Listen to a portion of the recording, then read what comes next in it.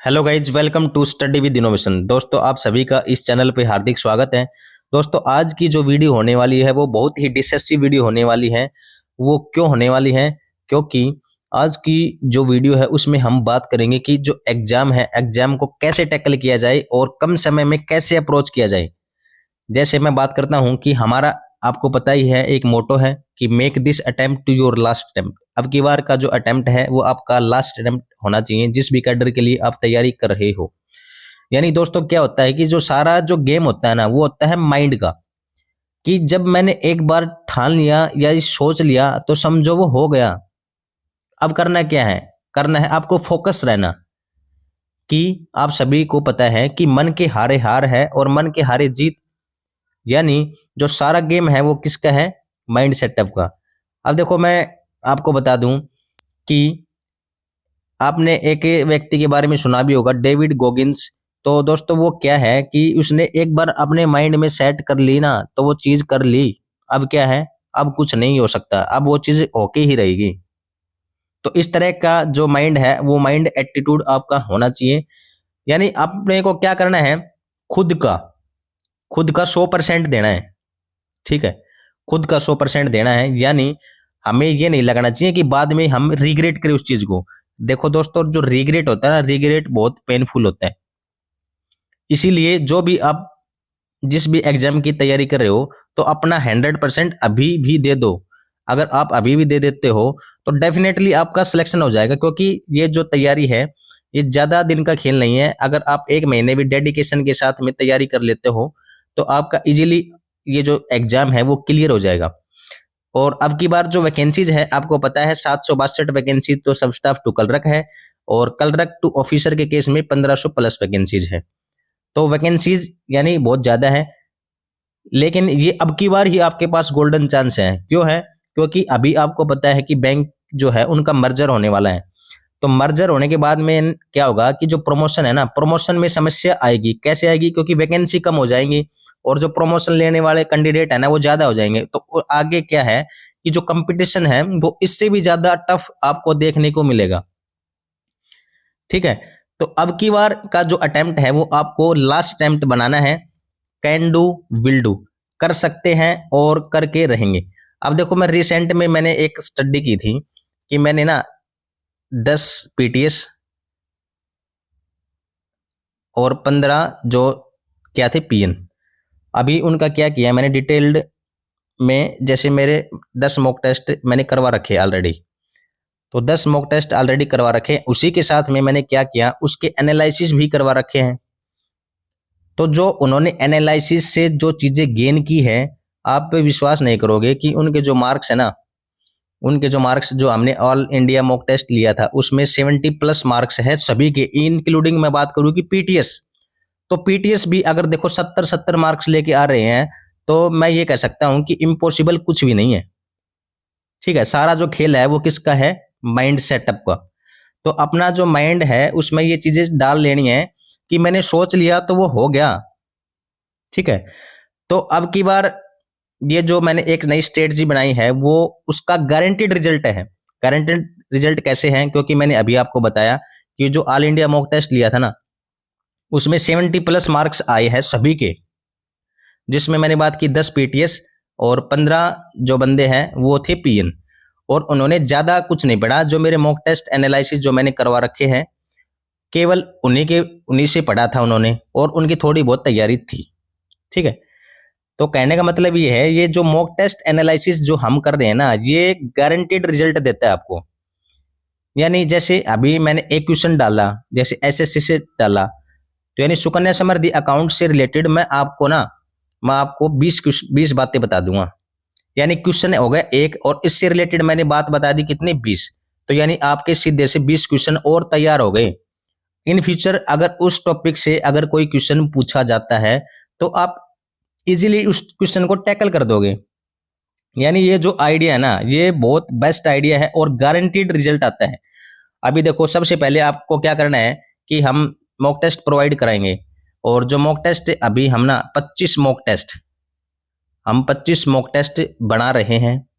और ये इसमें 20 जो मॉक टेस्ट है वो ऑलरेडी बन के तैयार है। 5 मॉक टेस्ट अभी प्रोसेस में हैं। जो ही वो कंप्लीट होते हैं 5, तो उसके तुरंत बाद क्या होगा, जितने भी जो मॉक टेस्ट किए हैं हमने, सबसे पहले आपको क्या करना है कि आपने जो ही मॉक टेस्ट अटेम्प्ट किया, अटेम्प्ट करने के बाद आपको ये देखना है कि उसमें मेरे कितने क्वेश्चन गलत हुए जो मैं कर सकता था। सबसे पहली मिस्टेक ये आपको आइडेंटिफाई करनी है कि कितने या इतने क्वेश्चन थे कि जो मैं सही कर सकता था लेकिन मैंने फिर भी गलत कर दिए। ये चीज़ अगर आपने आइडेंटिफाई कर ली, सबसे पहली बात है ये। उसके बाद में आपको क्या देखना है कि जो टॉपिक मेरे वीक है, हालांकि उसका मैं रिवीजन करवाऊंगा, लेकिन आपको अपने खुद के बिहाफ पे भी करने हैं, ठीक है। और अब की बार जो क्वेश्चन हमने डाले हैं मॉक टेस्ट में, कंसेप्चुअल क्वेश्चन डाले हैं, बिल्कुल आपको सोचने पे मजबूर करते हैं, ऐसे क्वेश्चन सेटअप कर रखे हैं हमने। और दूसरी चीज मैं बात करूं कि 2025 में जो एग्जाम आया था, तो जो एग्जाम आया था उसमें कंसेप्चुअल क्वेश्चन थे, यानी पैटर्न जो पीछे वाले जो क्वेश्चंस थे उन सभी से अलग पैटर्न था। और अब की बार भी ना कुछ जो पैटर्न है वो चेंज होगा, गारंटेड। तो इसके लिए आपको करना क्या है, अभी देखो मैं आपको बताता हूं। जस्ट आगे हम बात करेंगे 10 से 12 क्वेश्चंस की, उसमें आपको पता चल जाएगा कि हम किस बिहाफ पे तैयारी कर रहे हैं। यानी मेरी तरफ से ना मैं अपना 100% दे चुका हूं, अब बारी है आपकी। अगर आप भी अपना 100% देने को तैयार हो तो सिलेक्शन से कोई नहीं रोक सकता। अब बात करता हूं मैं क्वेश्चंस की। जैसे सबसे पहला क्वेश्चन है, ये 10 से 12 क्वेश्चन हम करेंगे, उससे आपको आइडिया लग जाएगा हम किस बिहाफ पे करेंगे।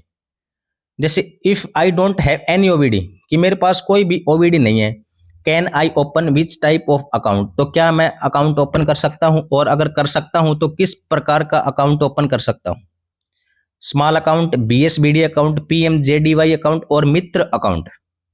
अब देखो हम किस तरीके से, अब देखो आपने जैसे इसमें क्वेश्चन पढ़ लिया, एक पहली चीज आपको ये ध्यान रखना है कि जो क्वेश्चन है ना वो ध्यान से पढ़ना है, ठीक है। अगर क्वेश्चन ध्यान से नहीं पढ़ोगे ना, अभी देखो जो ऑल इंडिया मॉक टेस्ट लिया था ना हमने, काफी ऐसे बंदे देखे उन्होंने क्वेश्चन पढ़ा ही नहीं और फिर भी गलत हो गया उनका। तो गलत तो होगा ही, क्योंकि अगर आपने पहली प्रायोरिटी ये होनी चाहिए कि क्वेश्चन को 2 बार पढ़ो, क्वेश्चन पहले अंडरस्टैंड करो, उसके तुरंत बाद फिर ऑप्शंस में जाओ। और ऑप्शंस में भी सभी ऑप्शंस में जाना है, ये नहीं देख। अब देखो एक कैंडिडेट की कहानी बताता हूं मैं, उसने एक इंग्लिश का क्वेश्चन था, उसने एक पढ़ लिया, ठीक है, और उसमें मिस्टेक थी नहीं, मिस्टेक थी दूसरे में, उसने वो कर दिया टिक, तो उससे क्या हुआ कि उसका वो क्वेश्चन हो गया गलत। तो इस तरह की जो मिस्टेक्स है ना, मिस्टेक्स से ठीक है अभी आप कर दो मिस्टेक्स, लेकिन एग्जाम में नहीं करनी है। अभी तो आप क्या हो, लर्नर हो, आप सीख रहे हो। तो जो सीख रहे हो ना अच्छी तरीके से सीखो, और जो एलिमिनेशन टेक्निक है उसका भरपूर मात्रा में यूज करो, उससे आपकी जो आउटपुट है ना वो काफी ज्यादा आएगी। अब देखो सबसे पहले मैंने यहाँ पे जिक्र किया किसका, ओवीडी का। तो सबसे पहले आपको पता होना चाहिए कि ओवीडी है क्या। ओवीडी है ऑफिशियल वैलिड डॉक्यूमेंट। अच्छा, ओवीडी कितने होते हैं, 6 ओवीडी होते हैं। अब देखो ओवीडी से मैं पीवाईक्यूज की बात करूं, यानी प्रीवियस ईयर क्वेश्चंस की, तो प्रीवियस ईयर जो क्वेश्चन आए थे ओवीडी से 5 क्वेश्चन ऑलरेडी पूछे जा चुके हैं। किस टाइप के क्वेश्चन थे कि क्या पैन कार्ड ओवीडी है, pan card, pan card, ration card, क्या राशन कार्ड ओवीडी है, क्या इलेक्ट्रिसिटी बिल यानी यूटिलिटी बिल, क्या यूटिलिटी बिल जो है वो ओवीडी है। तो इस तरीके के क्वेश्चन आए। अब आपको पता ही नहीं होगा कि भाई ओवीडी क्या होता है, कितने प्रकार के होते हैं और कौन कौन से होते हैं, तब तक ये जो क्वेश्चन है ये आपके लिए सोल्व करना इजी है ही नहीं। अब देखो भाई हमने बता रखे हैं कि 6 ओवीडी होते हैं, ठीक है। 6 ओवीडी में जैसे हमने बात की Aadhaar, voter card, passport, driving license, MNREGA card और एनपीआर रजिस्ट्रेशन। एनपीआर जो रजिस्ट्रेशन होता है उस पे, उसमें जो एड्रेस मेंशन होता है वो कार्ड। तो ये सारी क्या होती हैं, ओवीडी होते हैं। अब देखो आपको पता चल गया कि 6 ओवीडी है। अब कोई मर्जी किसी तरह का क्वेश्चन पूछ लो, भाई आपको पता है कि इन 6 में से अगर जो नहीं है वो क्या है, ओवीडी नहीं है। भाई आपको पता चल गया ना कि 6 ही ओवीडी हैं। क्लियर हो गया यहाँ पे कंसेप्ट आपका। अब किसी भी तरीके से पूछ लेना दो एग्जाम में। अब देखो मैंने बात की कि कौन सा अगर ओवीडी नहीं है तो भी हम अकाउंट खुलवा सकते हैं, तो स्मॉल अकाउंट खुलवा सकते हैं। अब स्मॉल अकाउंट के बारे में हम बात करेंगे कि स्मॉल अकाउंट में क्या क्या रिस्ट्रिक्शंस होती हैं। सबसे पहली बात कि जो स्मॉल अकाउंट है उसमें जो एग्रीगेट होता है ना, ऑल क्रेडिट की मैं बात करूं एक फाइनेंशियल ईयर में, वो 1 लाख से ज्यादा नहीं होना चाहिए। पहली कंडीशन होगी ये। अब आप देखते चलना, मैं आपको बताऊंगा कि एक क्वेश्चन से आपको कम से कम ना 15 से 20 क्वेश्चन निकाल के दिखाऊंगा मैं आपको। ये हो गया, ऑल क्रेडिट कितना होना चाहिए, 1 लाख से ज्यादा नहीं होना चाहिए। ठीक है, क्वेश्चन एक हो गया। फिर उसके बाद करता हूं मैं बात कि जितने भी विड्रॉल है, ऑल विड्रॉल और ट्रांसफर एक मंथ में वो कितने से ज्यादा नहीं होने चाहिए, 10,000 से ज्यादा नहीं होना चाहिए। ठीक है, पहली चीज मैंने बात करी कि जितने भी जो क्रेडिट है वो 1 लाख से ज्यादा नहीं होना चाहिए। दूसरी बात की मैंने कि ऑल विड्रॉल जिसमें ट्रांसफर भी इंक्लूड है वो 10,000 रुपए से ज्यादा नहीं होना चाहिए। फिर उसके बाद में मैं थर्ड बात करता हूं कि बैलेंस इन द अकाउंट, जो अकाउंट है स्मॉल अकाउंट, इसमें जो बैलेंस है ना वो किसी भी समय 50,000 रुपए से ज्यादा नहीं होना चाहिए। किसी भी समय क्या नहीं होना चाहिए, 50,000 से ज्यादा नहीं होना चाहिए। उसके बाद बात करता हूं कि जो फॉरेन रेमिटेंस है, फॉरेन की इनवर्ड रेमिटेंस, यानी फॉरेन से कोई भी पैसा नहीं आ सकता, यानी अलाउ नहीं है। अच्छा, अब मैं बात करता हूं कि इनिशियली, अब देखो ये जो स्मॉल अकाउंट है ना ये इनिशियली 12 मंथ के लिए होता है, यानी 1 ईयर के लिए। अब इसको एक्सटेंड किया जा सकता है। ठीक है, नेक्स्ट 12 मंथ के लिए, यानी टोटल हो गया कितना, 24 मंथ। ठीक है, 24 मंथ के बाद में क्या होगा, ये जो स्मॉल अकाउंट है इसका रिव्यू होगा। और अगर जो कैंडिडेट है वो अगर अब भी जो ओवीडीज बता रखी हैं उनमें से वो जो ओवीडी है अगर वो सबमिट नहीं करता तो उसका अकाउंट हो जाएगा फ्रीज।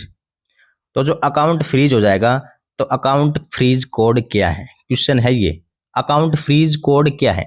अकाउंट फ्रीज कोड रहेगा 013 कि अकाउंट फ्रीज हो गया किसकी वजह से, ड्यू टू नॉन केवाईसी, यानी केवाईसी कंप्लीट नहीं होने की वजह से। ठीक है, तो ये जो इंपॉर्टेंट है ना ये फ्रीज कोड, ये आपको पता होना चाहिए, यहां से क्वेश्चन डेफिनेटली पूछा जाएगा, आपको बता दूं। अब मैं बात करता हूं नेक्स्ट इसी में कि जो स्मॉल अकाउंट है इसकी जो थ्रेशोल्ड लिमिट है वो कितनी है। अभी देखो रिसेंट में क्या हुआ है, जो थ्रेशोल्ड लिमिट है वो एक्सटेंड कर दी, यानी अपग्रेड कर दी है। जो स्मॉल अकाउंट है उसकी जो थ्रेशोल्ड लिमिट रहेगी वो रहेगी 1 लाख। उसी के साथ मैं बात करूं बीएसबीडी अकाउंट, पीएमजेडीवाई अकाउंट, इनकी जो थ्रेशोल्ड लिमिट जो पहले थी 2 लाख अब हो गई है 6 लाख। ठीक है, उसी के साथ मैं बात करता हूं नेक्स्ट की सेविंग अकाउंट की अभी कितनी है, 18 लाख। और करंट अकाउंट की कितनी है, करंट अकाउंट की है 60 लाख। ठीक है, तो यानी हमने एक क्वेश्चन की बात की, एक क्वेश्चन में अभी तो मैंने स्मॉल अकाउंट की ही बात की है, अभी तो मैं इस पे भी आऊंगा, पीएमजेडीवाई पे भी आऊंगा। जो भी इंपॉर्टेंट है वो सारी चीजें कवर होगी, यानी अभी आपको एक क्वेश्चन से ना कम से कम अभी 7 से 8 क्वेश्चन तो आपको इजीली अभी निकल गए। अभी हम बीएसबीडी पे भी जाएंगे, फिर पीएमजेडीवाई पे भी जाएंगे, यानी एक क्वेश्चन से ना मैं कम से कम 25 से 30 क्वेश्चन निकाल के दिखाऊंगा आपको अभी प्रूफ के साथ। अभी मैंने बात कर ली स्मॉल अकाउंट पे, अब बात करता हूं बीएसबीडी अकाउंट। तो जो बीएसबीडी अकाउंट होता है, सबसे पहले तो इसकी फुल फॉर्म के बारे में आपको पता होना चाहिए। जो बीएसबीडी है वो क्या है, basic saving bank deposit account. तो फुल फॉर्म की मैंने बात कर ली कि basic saving bank deposit account होता है। इसमें जैसे मैं बात करूं कि एलिजिबिलिटी, यानी कौन इसमें अकाउंट खुलवा सकता है, कोई भी इंडिविजुअल जिसकी जो एज है वो 10 साल से ज्यादा है। और क्या ज्वाइंट अकाउंट इसमें ओपन हो सकता है, बिल्कुल ज्वाइंट अकाउंट भी ओपन हो सकता है। अब मैं बात कर लेता हूं कि मैंने बीएसबीडी अकाउंट खुलवा लिया, ठीक है, ओके, बीएसबीडी अकाउंट खुलवा लिया और मैंने इसके साथ में सेविंग अकाउंट भी खुलवा लिया। तो जो सेविंग अकाउंट है ना वो मेरे को क्लोज करवाना पड़ेगा बीएसबीडी अकाउंट ओपन से 30 दिन के अंदर। ये क्वेश्चन इंपॉर्टेंट है, यहां से ऑलरेडी क्वेश्चन पूछा जा चुका है। दूसरी बात मैं करूं कि जो बीएसबीडी अकाउंट है उसमें 1 महीने के अंदर भाई कितनी वैल्यू की आप डिपॉजिट और कितने नंबर ऑफ ट्रांजैक्शन आप कर सकते हो, तो कोई लिमिट नहीं है, नो लिमिट। उसके बाद मैं बात करूं कि थ्रेशोल्ड लिमिट कितनी है इसकी, थ्रेशोल्ड लिमिट है 6 लाख।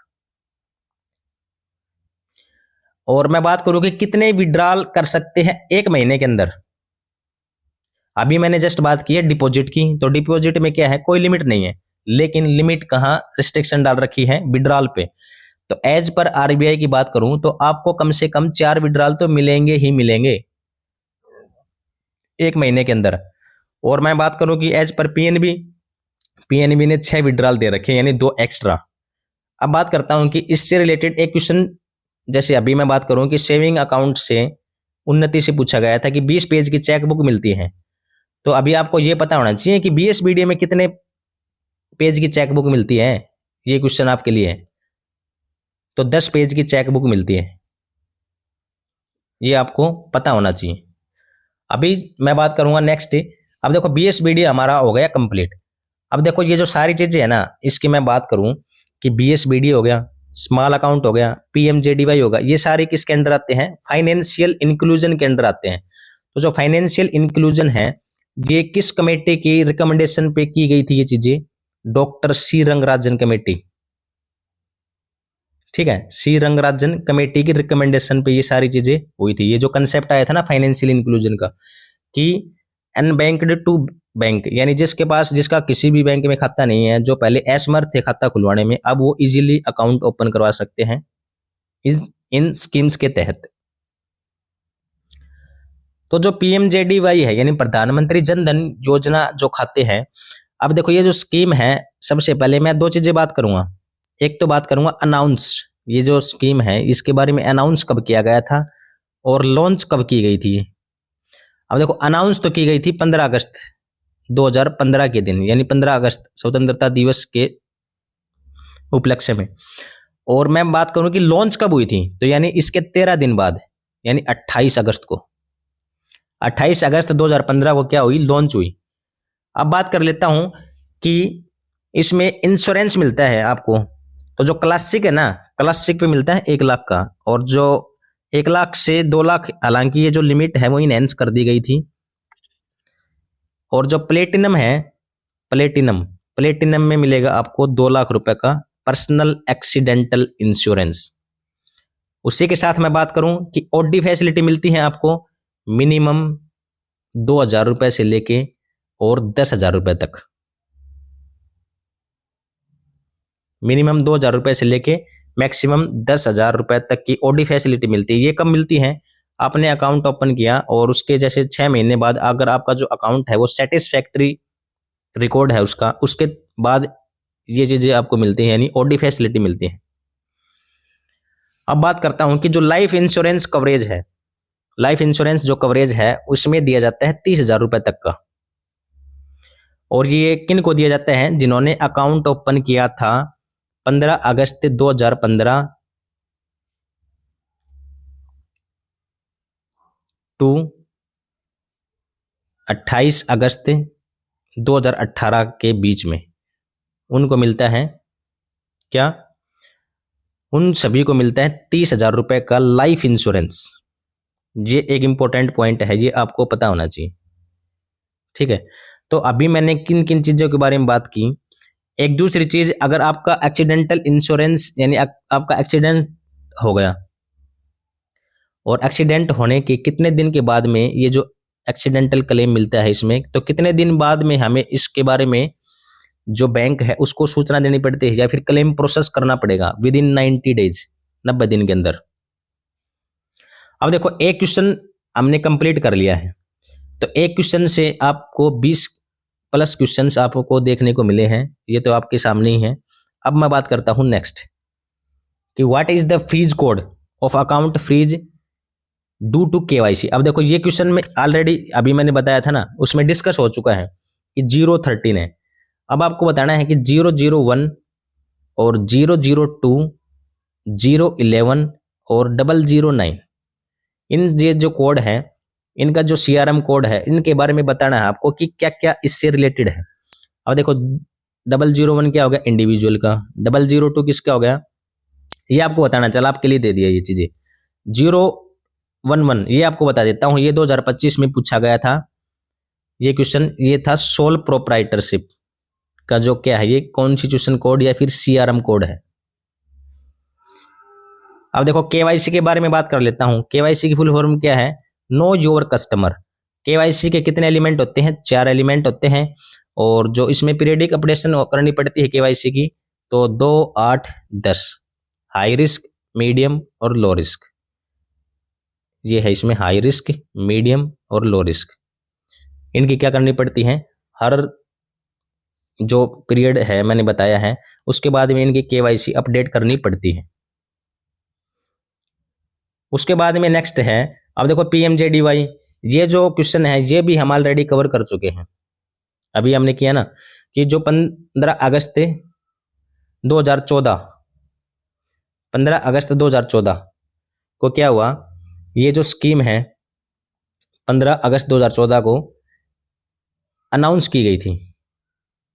ठीक है, अनाउंस की गई थी। और 28 अगस्त 2014 यानी 13 दिन बाद क्या होगा, ये जो स्कीम है इसके बारे में ये लॉन्च हो गई थी, यानी ऑपरेशन स्टार्ट हो गया था। हालांकि पीछे मैंने 2015 बता दिया था, तो वो 15 बड़ा गलत बता दिया शायद मैंने। इसको ना अमेंड कर लेना, 2014 है, फ्लो में हो गया, sorry for this mistake. What is the threshold limit of BSBD account? तो जो बीएसबीडी अकाउंट है उसकी जो थ्रेशोल्ड लिमिट है वो भी हमने डिस्कस कर ली, 6 लाख। नेक्स्ट है what is the annual threshold limit of small account? अब देखो स्मॉल अकाउंट की भी हमने डिस्कस कर ली, यानी एक जो टॉपिक हमने पढ़ लिया ना उससे रिलेटेड आप ऑलरेडी आप उससे आगे जा चुके हो। अब देखो ओडी फैसिलिटी की मैंने बात की थी, पीएमजेडीवाई अकाउंट में कितनी थी? 6 महीने का सेटिस्फैक्ट्री ट्रैक रिकॉर्ड था, उसके बाद में ही एलिजिबल है कैंडिडेट। अब बात करता हूं कि what is the minimum personal accidental insurance in PMJDY account? भाई 1 लाख है, 2 लाख है, 3 लाख है, 4 लाख। ये क्वेश्चन मैंने करवा दिया है।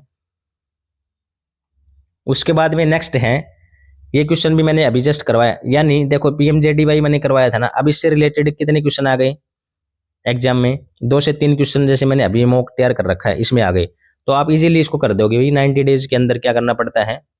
इंटीमेशन करना पड़ता है। अब देखो नेक्स्ट क्वेश्चन की बात करते हैं कि what is the minimum period of contribution in APY scheme, यानी अटल पेंशन योजना। अब देखो अटल पेंशन योजना के बारे में बात करेंगे, तो ये जो अटल पेंशन योजना है ये आती है सोशल सिक्योरिटी स्कीम्स के अंडर। तो सोशल सिक्योरिटी स्कीम्स में हम जनरली बात करते हैं पीएमजेजेबीवाई, पीएमएसबीवाई और एपीवाई यानी अटल पेंशन योजना। तो जो सोशल सिक्योरिटी स्कीम्स है इसके लिए जो पोर्टल है वो कौन सा पोर्टल है? जन सुरक्षा पोर्टल। तो पोर्टल से 2025 में ऑलरेडी क्वेश्चन पूछे जा चुके हैं, 2 क्वेश्चन। तो आपको पता होना चाहिए जन सुरक्षा पोर्टल पे क्या क्या फैसिलिटी मिलती है। अब बात करते हैं कि एपीवाई के बारे में। तो सबसे पहले बात करते हैं एपीवाई जो लॉन्च हुआ था, कब हुआ था? ये लॉन्च हुआ था 1 जून 2015, यानी 1 जून 2015 को। एज लिमिट की बात कर लेते हैं इसमें। एज लिमिट है 18 से 40 साल। ये किसके लिए है? फॉर अनऑर्गेनाइज्ड सेक्टर, जो असंगठित क्षेत्र है ना उन सभी जो वर्कर्स है उनके लिए है। अब मैं बात करता हूं कि इसमें जो गारंटीड पेंशन दी जाती है, तो जो गारंटीड पेंशन दी जाती है वो कितनी दी जाती है? 1,000 रुपए से लेके 5,000 रुपए तक की क्या दी जाती है? गारंटीड पेंशन दी जाती है। ठीक है, उसी के साथ मैं बात करूं कि एज लिमिट मैंने क्या बताई थी? 18 से 40। अब क्वेश्चन ये पूछ रखा है कि मिनिमम पीरियड ऑफ कंट्रीब्यूशन, तो मिनिमम कितना जो पीरियड है वो हमें कंट्रीब्यूशन करना पड़ेगा इस स्कीम में। अब देखो मिनिमम की बात हुई है, तो मिनिमम जैसे मैंने 40 साल की एज में एंटर किया, ठीक है, तो मिनिमम मैं कितने साल कंट्रीब्यूट कर पाऊंगा? यानी 60 साल के बाद में तो मेरी पेंशन ही स्टार्ट हो जाएगी, तो मिनिमम 20 साल। ठीक है, ये देखो कंसेप्चुअल क्वेश्चन था, हालांकि ये मैंने डिफाइन कर दिया तब आपको इजीली समझ में आया, लेकिन ये जो क्वेश्चन है ना काफी कैंडिडेट्स ने ये गलत किया था। तो ये अंडरस्टैंडिंग का क्वेश्चन है ये। 18 से 40, भाई कोई कैंडिडेट है वो 40 साल की उम्र में हो रहा है इस स्कीम में इनेबल, तो उसको 20 साल ही तो कंट्रीब्यूशन करना पड़ेगा, उसके बाद में तो उसको पेंशन स्टार्ट हो जाएगी। अब मैं बात करूँ कि मैक्सिमम, कि भाई मैक्सिमम कितने साल कंट्रीब्यूशन करना पड़ेगा, तो मैक्सिमम 42 करना पड़ेगा, क्योंकि 18 साल तो मिनिमम एज है ही। ठीक है, तो ये दो क्वेश्चन आपको पता हो गया। अब बात कर लेते हैं कि कंट्रीब्यूशन किस ब्याह पे करेंगे। कि भाई मैंने तो बोल दिया कि मैं तो ईयरली करूंगा, साल में एक बार। इस स्कीम में साल में एक बार क्या करूंगा, कंट्रीब्यूशन करेगा। तो अब देखो, इसमें मैं बताता हूं कि कंट्रीब्यूशन कैसे कैसे कर सकते हैं। मंथली कर सकते हैं, ठीक है, क्वार्टरली कर सकते हैं हर 3 महीने में, सेमी एनुअली कर सकते हैं, या फिर हाफ ईयरली की बात करूं। लेकिन इसमें एनुअली नहीं कर सकते, यानी ईयरली कंट्रीब्यूशन नहीं कर सकते। ठीक है, अब बात कर रहा हूं कि जो इनकम टैक्स पेयर है, इनकम टैक्स पेयर क्या थे, पहले इसमें एलिजिबल थे, लेकिन 1 अक्टूबर 2022, 1 अक्टूबर 2022 से क्या हो गया कि जो जितने भी जो इनकम टैक्स पेयर थे वो इन एलिजिबल कर दिए स्कीम से, वो अयोग्य घोषित कर दिए।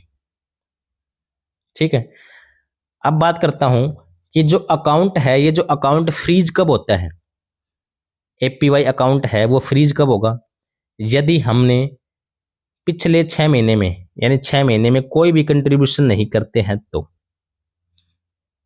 ठीक है, यानी इसमें जो मैक्सिमम कंट्रीब्यूशन, देखो अभी यहां से क्वेश्चन आपको ना, ये अगर अंडरस्टैंडिंग लगाते हैं ना थोड़ी आप, भाई मैंने बताया कि मंथली कर सकते हैं, क्वार्टरली कर सकते हैं, और हाफ ईयरली। ठीक है, तो अब आपको बताना चाहिए कि अगर मैंने 6 महीने पेमेंट नहीं की ना, यानी कंट्रीब्यूशन नहीं किया, तो जो मेरा खाता है वो हो जाएगा फ्रीज। ठीक है, 6 महीने के बाद। और अकाउंट मेरा डीएक्टिवेट हो जाएगा 12 महीने के अंदर। अगर मैंने 12 महीने कंट्रीब्यूशन नहीं किया तो अकाउंट हो जाएगा मेरा डीएक्टिवेट। और अगर मैंने नहीं किया 24 महीने, यानी 2 साल, जिसमें हमारा जो खाता होता है वो डोरमेंट होता है, सेविंग खाता जनरली मैं बात करूं। लेकिन अगर मैंने 24 मंथ नहीं किए, किसमें, एपीवाई स्कीम में कंट्रीब्यूशन नहीं किया, तो जो मेरा अकाउंट है वो हो जाएगा क्लोज। अकाउंट क्या हो जाएगा, क्लोज। दूसरी बात करूं मैं, इसमें ना आपको एक प्राण नंबर मिलता है, परमानेंट रिटायरमेंट अकाउंट नंबर। तो जो प्राण नंबर होता है ये होता है 12 डिजिट का, यानी 12 डिजिट का। ठीक है, ये आपको पता होना चाहिए। उसके बाद में मैं बात करता हूं कि वॉल्यूंटरी एग्जिट। भाई मेरी जो एज है वो 60 साल से कम है, और मैं नहीं चाहता कि इसमें और ज़्यादा क्या करूं, इन्वेस्ट करूं। तो आपको क्या होगा कि आपको जो रिक्वेस्ट फॉर्म है, आपने जो रिक्वेस्ट फॉर्म लगा दिया सीबीएस में, ठीक है, आप बैंक में गए, बैंक में बोल दिया कि भाई मेरे को एपीवाई से एग्जिट करना है। तो उसके बाद में आपने सीबीएस में जो ही इस चीज़ की एंट्री डाली, जो जो रिफंड है, जो इतने भी आपकी जो रिटर्न्स है, वो आपके पास एनपीएस ट्रस्ट के द्वारा कितने दिन में आपके खाते में पहुंच जाएंगे। तो यानी इसका जो टाइम होता है वो होता है 2 वीक्स, यानी 14 डेज के अंदर। और यदि जो सब्सक्राइबर है वो मर जाते हैं 60 साल से पहले, तो अब उसके पास ना दो ऑप्शन है, या तो उसकी जो स्पाउज है वो मेंटेन कर सकती है। ठीक है, यदि वो मर गई तो क्या हो जाएगा, नॉमिनी के पास चला जाएगा। या फिर दूसरा ऑप्शन क्या है कि अकाउंट क्लोज करवा सकती है। ठीक है, ये दो कंडीशंस बनती हैं। अब मैंने जो एपीवाई जो स्कीम थी ना, उससे रिलेटेड मैंने सारे क्वेश्चन करवा दिए। तो जैसे देखो, which of the following contribution is not applicable in APY scheme. अब ये क्वेश्चन मैंने कर लिया, अब इससे रिलेटेड कितने भी क्वेश्चन आ जाए एपीवाई के, मैं इजीली टैकल कर लूंगा। ठीक है, तो इस तरीके का जो पैटर्न है वो हम फॉलो कर रहे हैं, और इससे क्या होता है कि रिवीजन भी देखो फास्ट होता है। दो बेनिफिट है इसके, रिवीजन फास्ट होता है, साथ के साथ में आपका क्या हो गया, मॉक टेस्ट भी हो गया। ठीक है, तो यानी अब की बार का जो आपको अटेम्प्ट है वो आपका अंतिम अटेम्प्ट बनाना है। अगर मैंने सोच लिया तो वो हो गया, कैन डू विल डू, कर सकते हैं और करके रहेंगे। अब मैं बताता हूं कि जो हमारा जो बैच है मिशन कलरक 2026, जो कि हमारा ऐप है study banker. Study banker app पे आपको ये जो बैच है ये मिल जाएगा। और इस बैच के बारे में बताता हूं कि इसमें क्या क्या फैसिलिटी है। इसमें आपको मिलेंगे 3000 वन लाइनर क्वेश्चन, जो कि बहुत ही इंपॉर्टेंट क्वेश्चंस सेट कर रखे हैं हमने। पथ प्रदर्शक, पथ प्रदर्शक क्या है, कंप्लीट करवा रखी है हैंड रिटन नोट्स के साथ, और मात्र 15 क्लासेज में, मात्र 15 क्लासेज में पथ प्रदर्शक खत्म है। उसके साथ बात करूं मैं कि डिटेल्ड सिलेबस करवा रखा है, डिटेल्ड सिलेबस, यानी एक भी जो कोई क्वेश्चन है ना, एक भी क्वेश्चन हमने नहीं छोड़ रखा। उसके साथ बात करूं कि डिटेल्ड सिलेबस के साथ साथ मॉक टेस्ट, जो कि आपका क्या है, आईना, आपकी जो सच्चाई बताता है जीवन की, वो यही बताता है मॉक टेस्ट। तो जो मॉक टेस्ट है, हालांकि उसका भी हम अभी मैंने बता ही दिया स्टार्टिंग में, अभी जो मैंने बताया है हम कर रहे हैं मॉक टेस्ट का एनालिसिस। तो इससे क्या है, आपको गारंटेड आउटपुट आएगी, इस चीज की गारंटी मैं दे सकता हूं, गारंटेड आउटपुट आएगी इससे आपकी। तो डिटेल्ड जो एनालिसिस है ना, वो बहुत ही डिसेसिव डिसीजन है और इससे गारंटेड आउटपुट आती है। और किसी भी साथी को कोई भी समस्या आती है बैच के रिगार्डिंग, तो इस कॉन्टैक्ट नंबर पे आप मैसेज कर सकते हो, व्हाट्सएप 9306498645।